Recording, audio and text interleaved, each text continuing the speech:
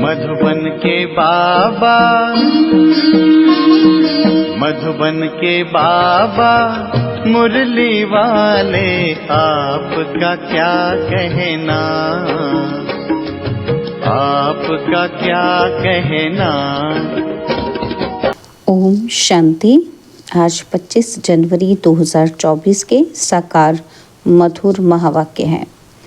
आज मीठे मीठे बाप दादा बोले, मीठे बच्चे, तुम्हें वंडर खाना चाहिए कि हमें कैसा मीठा बाप मिला है जिसे कोई भी आश नहीं, और दाता कितना ज़बरदस्त है, लेने की ज़रा भी तमन्ना नहीं।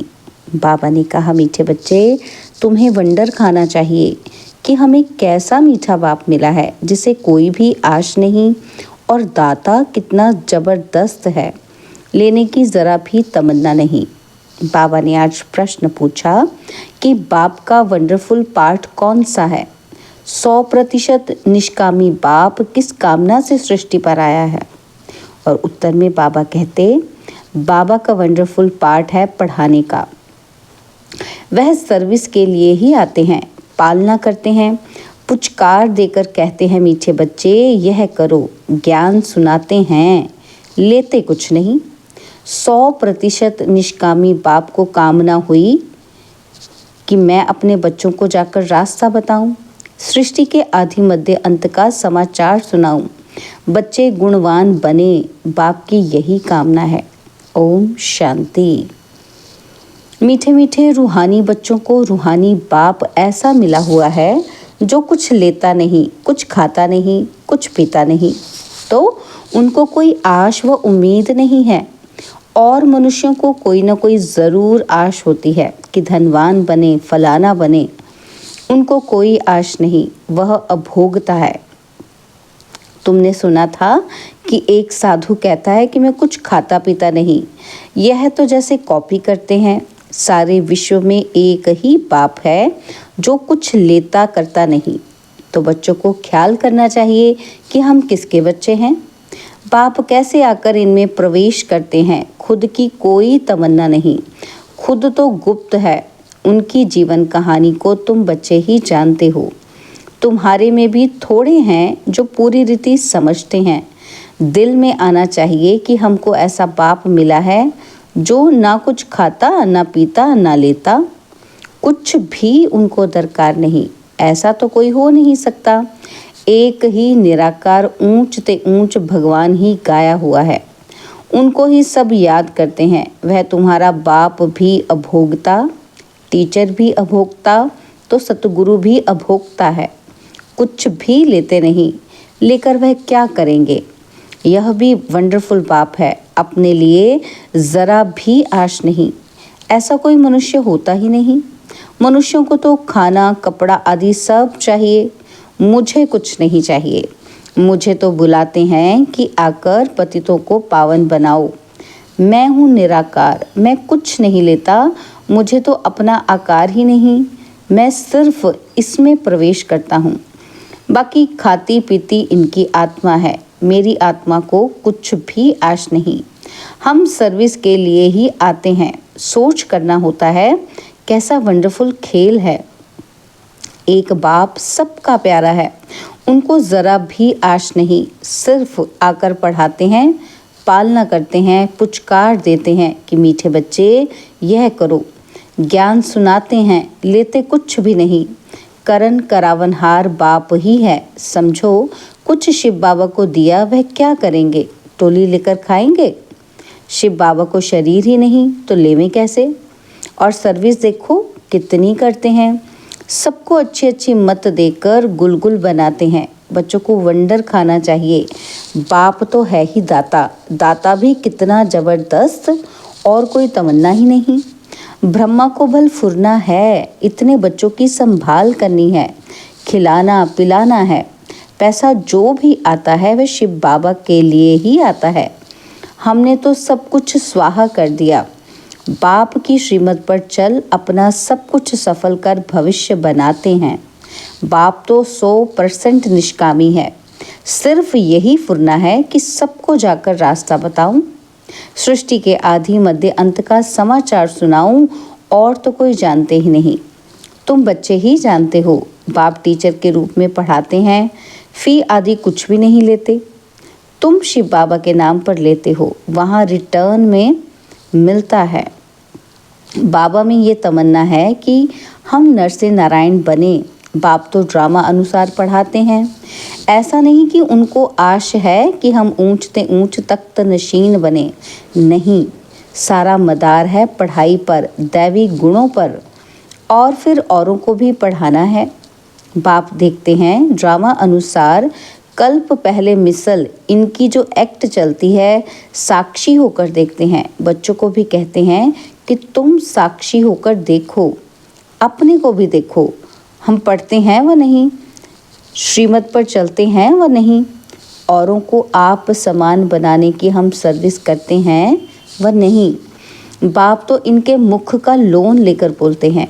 आत्मा तो चैतन्य है ना, मुर्दे में तो बोल ना सके, ज़रूर चैतन्य में ही आएंगे। तो बाप कितना निष्कामी है, कोई आश नहीं। लौकिक बाप तो समझते हैं कि बच्चे बड़े होंगे फिर मुझे खिलाएंगे। इनकी तो कोई तमन्ना ही नहीं। जानते हैं ड्रामा में पाठ ही ऐसा है, सिर्फ आकर पढ़ाता हूँ, यह भी नूंद है। मनुष्य ड्रामा को बिल्कुल नहीं जानते। तुम बच्चों को ये निश्चय है कि बाप ही हमको पढ़ाते हैं। यह ब्रह्मा भी पढ़ते हैं, ज़रूर ये सबसे अच्छा पढ़ते होंगे। यह भी अच्छा मददगार है शिव बाबा का। हमारे पास तो कुछ धन है ही नहीं, बच्चे ही धन देते हैं और लेते हैं। 2 मुट्ठी देते हैं और भविष्य में लेते हैं। कोई के पास कुछ नहीं, कुछ है नहीं तो कुछ देते नहीं। बाकी हाँ, अच्छा पढ़ते हैं तो भविष्य में अच्छा पद पाते हैं। यह भी बहुत थोड़े हैं जिनको याद रहता है कि हम नई दुनिया के लिए पढ़ रहे हैं। यह याद रहे तो भी मन मना भव है। परंतु बहुत हैं जो दुनियावी बातों में समय बर्बाद करते हैं। बाबा क्या पढ़ाते, कैसे पढ़ाते हैं, कितना ऊंच पद पाना है, ये सब कुछ भूल जाते हैं। आपस में ही लड़ते झगड़ते टाइम वेस्ट करते रहते हैं। जो बड़ा इम्तिहान पास करते हैं वह कभी अपना समय वेस्ट नहीं करते। अच्छी तरह पढ़ेंगे, श्रीमत पर चलेंगे। श्रीमत पर तो चलना पड़े ना। बाप कहते हैं तुम तो नाफरमान बरदार हो, श्रीमत देता हूँ, बाप को याद करो तो भूल जाते हो। ये तो कमज़ोरी कहेंगे। माया एकदम नाक से पकड़कर डसकर सिर पर बैठ जाती है। यह युद्ध का मैदान है ना।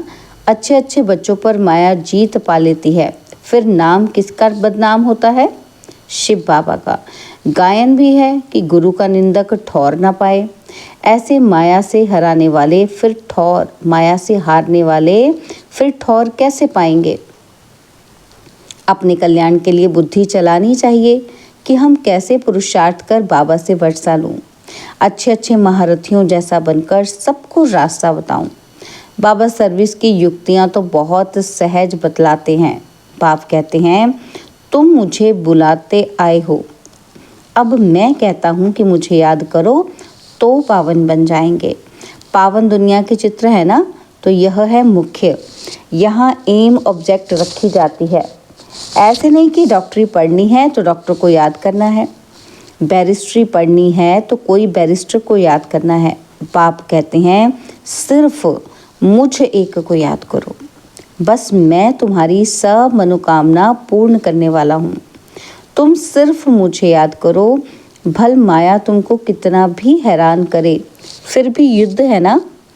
ऐसे नहीं कि फट से जीत पा लेंगे। इस समय तक एक ने भी माया पर जीत नहीं पाई है। जीत पाने से फिर जगत जीत होनी चाहिए। गाते हैं कि मैं गुलाम तेरा। यहाँ तो माया को गुलाम बनाना है और वहाँ माया कभी दुख नहीं देगी। आजकल तो दुनिया ही बड़ी गंदी है, एक दो को दुख देते ही रहते हैं। तो कितना मीठा बाबा है जिसको अपने लिए कोई तमन्ना नहीं। ऐसे बाप को याद नहीं करते। वह कोई कहे कि हम शिव बाबा को मानते हैं, ब्रह्मा बाबा को नहीं, परंतु यह दोनों इकट्ठे हैं। बिगर दलाल सौदा हो न सके। बाबा का रथ है, इनका नाम ही है भाग्यशाली रथ। यह भी जानते हो सबसे नंबर 1 ऊंचा है यह। क्लास में मॉनिटर का भी मान होता है, रिगार्ड रखते हैं। नंबर 1 सिकिलदा बच्चा तो ये है ना। वहाँ भी सब राजाओं को इनका श्री नारायण का रिगार्ड रखना है। यह जब समझे तब रिगार्ड रखने का अक्ल आए। यहाँ जब रिगार्ड रखना सीखो तब वहाँ भी रखो, नहीं तो बाकी मिलेगा क्या। शिव बाबा को याद भी नहीं कर सकते। बाप कहते हैं याद से ही तुम्हारा बेड़ा पार होता है, बेहद की राजाई देते हैं। ऐसे बाप को कितना याद करना चाहिए, अंदर में कितना लव होना चाहिए। इनका देखो बाप से कितना लव है। लव हो तब तो सोने का बर्तन बने। जिनका बर्तन सोने का होगा उनकी चलन बड़ी फर्स्ट क्लास होगी। ड्रामा अनुसार राजधानी स्थापन होनी है, उनमें तो सब प्रकार के चाहिए। बाप समझाते हैं बच्चे तुम्हें कभी भी गुस्सा नहीं आना चाहिए। समझना चाहिए कि हम अगर सर्विस नहीं करते तो गोया टाइम वेस्ट करते रहते हैं। शिव बाबा के यज्ञ की कोई सर्विस नहीं करेंगे तो मिलेगा क्या। सर्विसेबल ही ऊंच पद पाएंगे। अपना कल्याण करने के लिए शौक रखना चाहिए, नहीं करते तो पद भ्रष्ट करते। स्टूडेंट अच्छा पढ़ते हैं तो टीचर भी खुश होगा, समझेंगे ये हमारा नाम बाला करेंगे, इनके कारण हमको इजाफा मिलेगा। बाप टीचर आदि सब खुश होंगे। अच्छे सपूत बच्चों पर माँ बाप भी कुर्बान जाते हैं। जो बहुत अच्छी सर्विस करते हैं तो बाप भी सुनकर खुश होते हैं। जो बहुतों की सर्विस करते हैं उनका ज़रूर नामाचार होगा, ऊंच पद भी वही पा सकेंगे। रात दिन उनको सर्विस का ही औना रहता है। खान पान की परवाह नहीं रखते। समझाते समझाते गला घुट जाता है। ऐसे सिकिलदे सर्विसेबल बच्चों को ही ऊंच पद पाना है। यह तो 21 जन्मों की बात है, सो भी कल्प कल्पांतर के लिए। जब रिजल्ट निकलेगी तब समझेंगे किसने सर्विस की, कितनों को रास्ता बताया। करेक्टर्स को भी सुधारना ज़रूरी है। महारथी, घोड़ेसवार, प्यादे नाम तो है ना।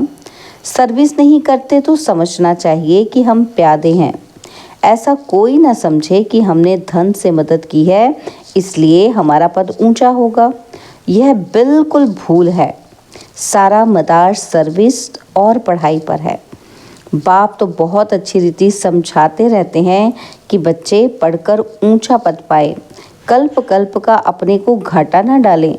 बाबा देखते हैं कि ये अपने को घाटा डाल रहे हैं, इनको पता नहीं पड़ता, इसमें ही खुश हो जाते हैं कि हमने पैसे दिए हैं इसलिए माला में नज़दीक आएंगे। परंतु भल पैसा दिया लेकिन नॉलेज नहीं धारण की, योग में नहीं रहे तो ये क्या काम के।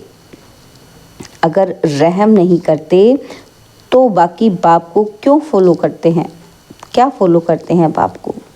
अगर रहम नहीं करते किसी पर तो बाबा कहते क्या फॉलो करते हैं। बाप तो आए ही हैं बच्चों को गुलगुल बनाने। जो बहुतों को गुलगुल बनाएंगे उन पर बाप भी बलिहार जाएंगे। स्थूल सर्विस भी बहुत है। जैसे भंडारी की बाबा बहुत महिमा करते हैं, उनको बहुतों की आशीर्वाद मिलती है।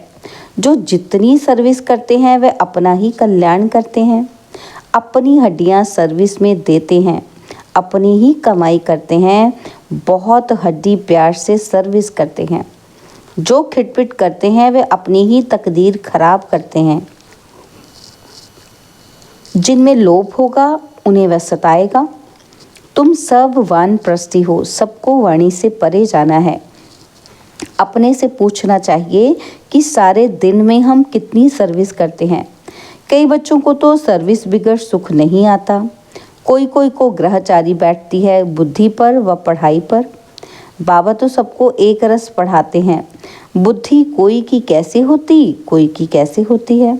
फिर भी पुरुषार्थ तो करना चाहिए, नहीं तो कल्प कल्पांतर का पद ऐसा हो जाएगा। पिछाड़ी में जब रिजल्ट निकलेगी तो सब साक्षात्कार करेंगे, साक्षात्कार करके फिर ट्रांसफ़र हो जाएंगे। शास्त्रों में भी है कि पिछाड़ी में बहुत पछताते हैं कि मुफ्त समय वेस्ट किया, कल्प कल्पांतर का बहुत धोखा खाया। बाप तो सावधान करते रहते हैं।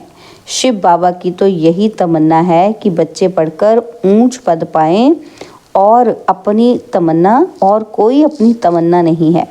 उनके काम की भी कोई वस्तु नहीं है। बाप समझाते हैं, बच्चे अंतर्मुखी बनो। दुनिया तो सारी बाह्यमुखी है, तुम हो अंतर्मुखी। अपनी अवस्था को देखना है और सुधारने का भी पुरुषार्थ करना है। अच्छा, मीठे मीठे सिकिलदे बच्चों प्रति माता पिता बाप दादा का याद प्यार और गुड मॉर्निंग। रूहानी बाप की रूहानी बच्चों को नमस्ते। हम रूहानी बच्चों की रूहानी बाप दादाजी को दिलवाजान सिकवा प्रेम से नमस्ते। ओम शांति। प्यारे बाबा, मीठे बाबा, मेरे बाबा, शुक्रिया बाबा, शुक्रिया बाबा, शुक्रिया। धारणा के लिए मुख्य सार है, पहला पॉइंट है, साक्षी होकर स्वयं के पाठ को देखो। हम अच्छी रीति पढ़कर दूसरों को पढ़ाते हैं क्या नहीं? आप समान बनाने की सेवा करते हैं। अपना समय दुनियावी बातों में बर्बाद मत करो। और दूसरा पॉइंट है, अंतर्मुखी बन।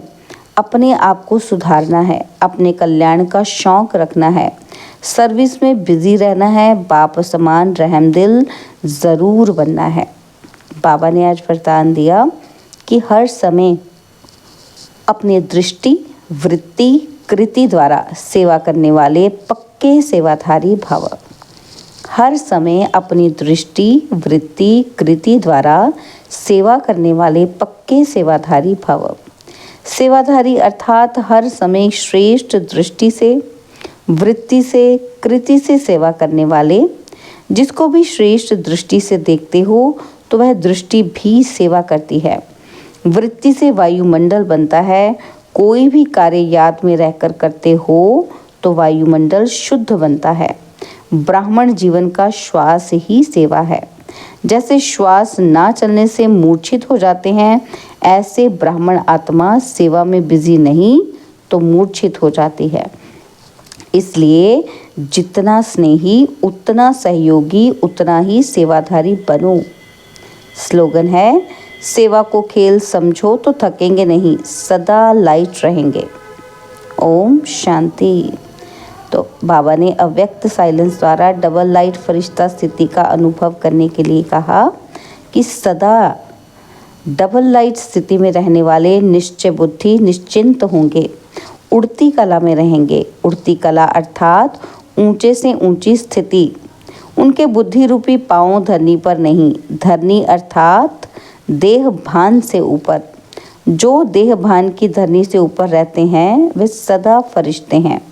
उनके संपर्क में जो भी आत्मा आएगी वह थोड़े समय में भी शीतलता व शांति की अनुभूति करेगी।